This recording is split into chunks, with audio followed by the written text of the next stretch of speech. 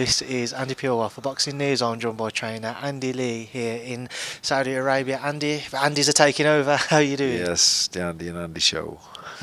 How's life treating you? You well? Oh, good, yeah, thank you. Obviously, so far Moses has passed every test with flying colours, and he hasn't put a foot wrong. But what has impressed you the most with him? What makes you feel like you can understand why people are looking at him as the next and the future king of the heavyweight division?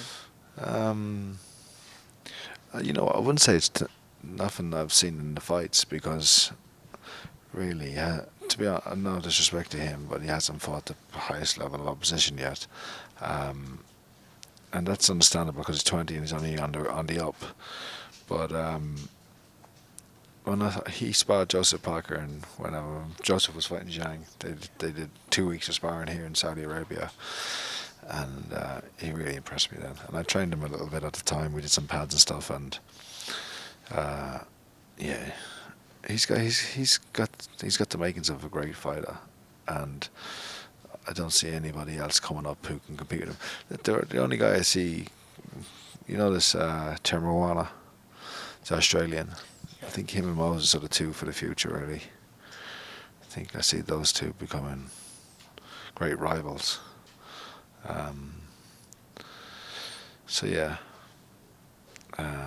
But Moses, I actually never saw him spar Tyson. I was never in the gym on those days. But I've seen him spar Joseph, and those are great spars. I wish I could have seen them ones. There is a video somewhere. Oh, so I'm going to be chasing you guys for that video now. But as you touch on that, obviously with Moses, there's a number of sparring stories which go around. I was speaking to Lawrence earlier about that infamous one when Moses was a 15-year-old schoolboy going straight from school to the gym to spar him ahead of one of his world title fights, and Moses walks in and Lawrence is told take it easy on him, and then next thing you know, Moses is certainly putting him to work. Yeah.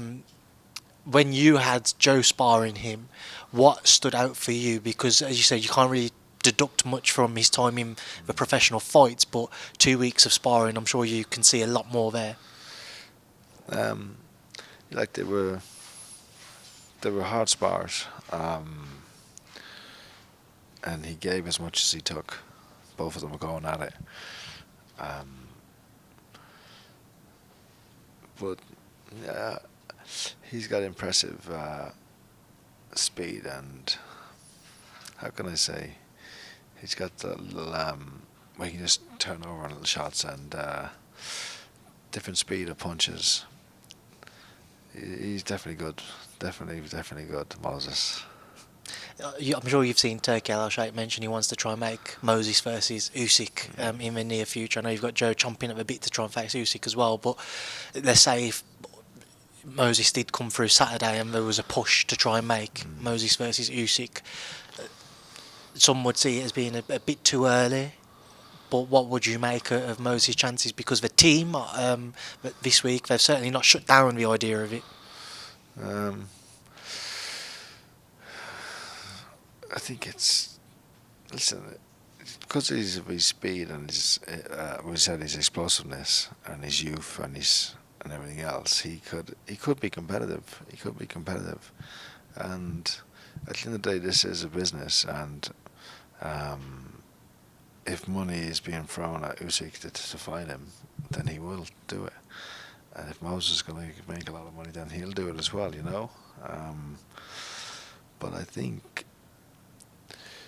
I'm not sure, it's a bit, I'm not sure it's they'll want to do, but is it in Moses' best interest, and what's the rush here? Whereas generation of heavyweights are going to be moving out soon. Fury is retired, he might come back. Anthony Joshua has not got long left. Dillian White, Chisora, Parker's still young. But there's a generation of heavyweights who will be moving on soon, and there's no one really to fill the void. And if you can build Moses into, the guy, even if he's not already the guy. And also for the integrity of boxing, I think Parker deserves his fight now. I'm not sure what much more he can do.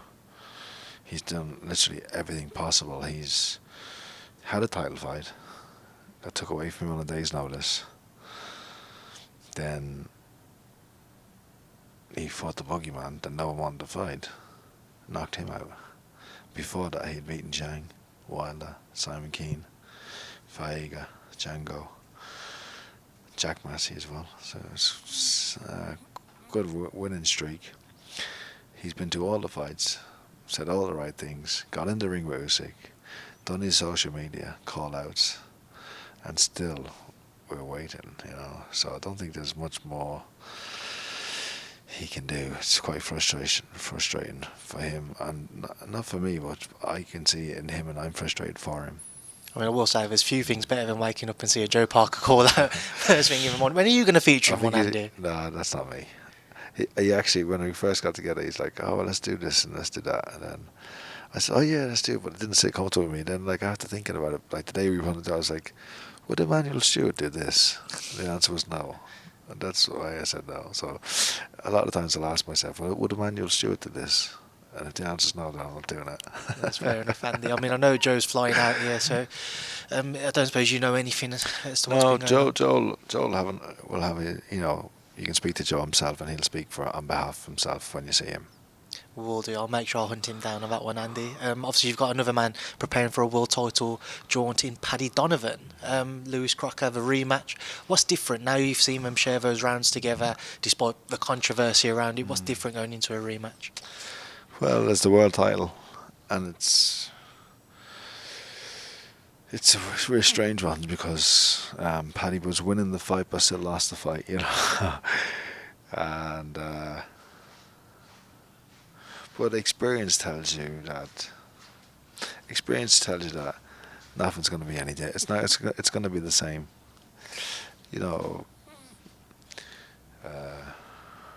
What's the words that we're talking about Emmanuel? But he used to say something like, "You can't. Once you understand the nature of a man, you know what you're dealing with. And people can't change their nature. And Lewis will probably fight the same way, and Paddy will probably fight the same way. They'll probably both be better at what they do, and hopefully this time Paddy gets the result and the win." Do you see emotion playing a part on the night? Obviously, it's been a heated rivalry now, all the controversy around that first fight. Now it's in a stadium. There's going to be a lot more people, a lot more eyes. Yeah. Do you see that emotion taking over it all? Well, was Paddy's downfall. The first time round, he got emotional, lost control, found himself fighting the referee and Lewis, and the crowd. The crowd was the most volatile crowd I've been in, and the fact that we're going outdoors to the stadium might make that a little bit easier because they'll lose some of the noise. It won't be they won't be on top of you. It won't be as enclosed. You know what I mean? So I think Paddy's has to be professional, and box like he boxes. Don't try and do too much. Don't try and do anything less. Just box like it's a normal day in the gym, and he'll win. I'm sure he'll have one eye then if he's successful on that Brian Norman Jr. Devin Haney fight. Andy, what do you make of that bout? Yeah, I haven't really gave it much time because I'm focused on the fighters I have. I can't think about anybody else. But Paddy wins. If Paddy wins, when Paddy wins, the options there are endless, aren't they? Pacquiao's back in the game. Would you think?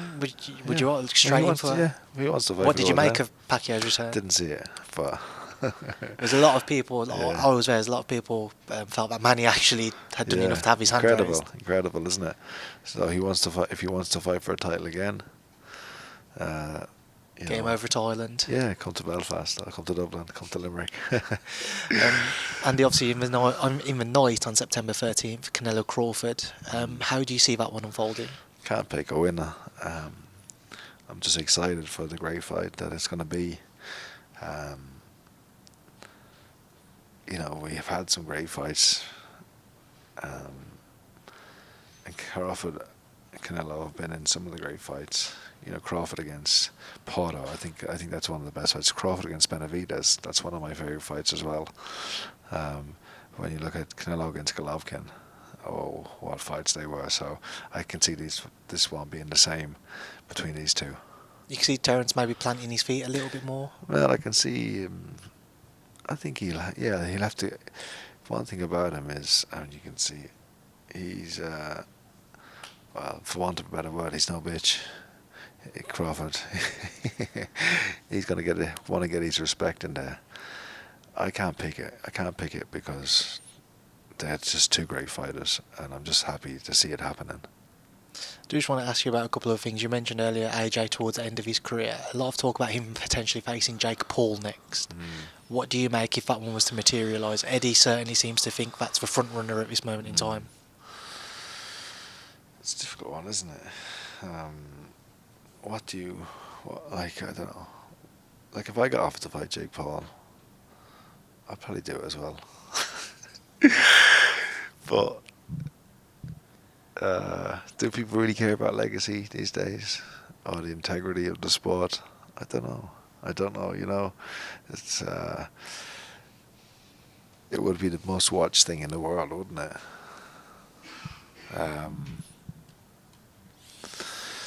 It's listen. Anybody who was in that position would do it if they could, I think. So you can't really criticise him. But for boxing and for himself, you know, I'm sure he wants to be back on the top of the heavyweight division, not fighting Jake Paul. You know what I'm saying? I'm sure Anthony Joshua wants to be world champion again, and he could easily do it. So I don't know. That's I've said enough there. Last one from me, Andy. Just your thoughts on the Eubank-Benn rematch. Yeah, the first one, a great fight. Not in terms of skill like we'll see with Crawford and Canelo, but in terms of heart, determination, will, and drama, it was one of the best fights of the year, of the last few years. And one of the best things about it was when his dad turned up. That has to be one of the best moments, and it was great. And the second fight, who knows which way it'll go? Yeah, I don't like to call winners and call losers. You know, I know all these guys personally, but I'll take my hat off to both of them for a great fight, and hopefully they'll do it again. Andy, listen, it's been a pleasure to catch up with you. I'll leave you to enjoy the rest of your day.